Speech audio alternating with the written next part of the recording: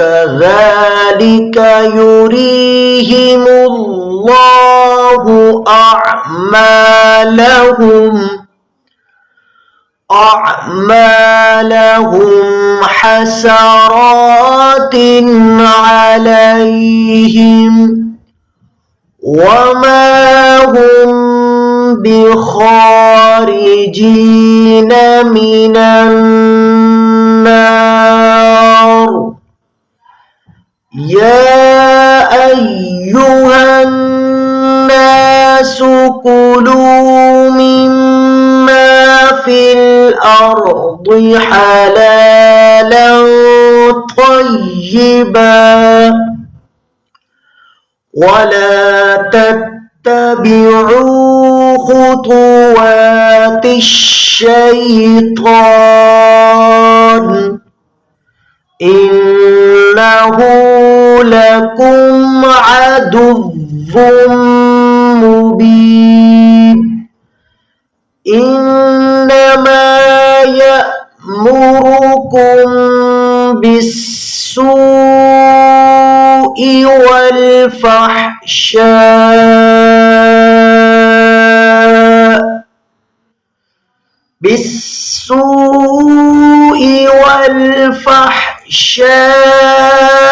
وأن تقولوا على الله ما لا تعلمون. وإذا قيل لهم اتبعوا ما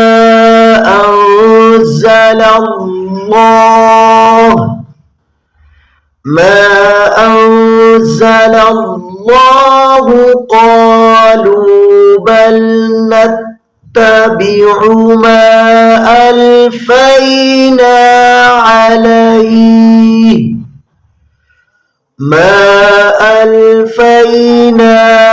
عليه آباءنا أولو كان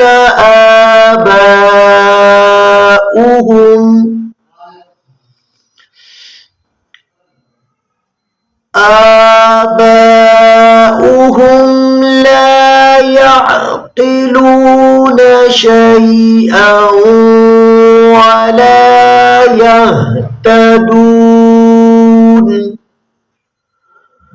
ومثل الذين كفروا كمثل الذي ينعق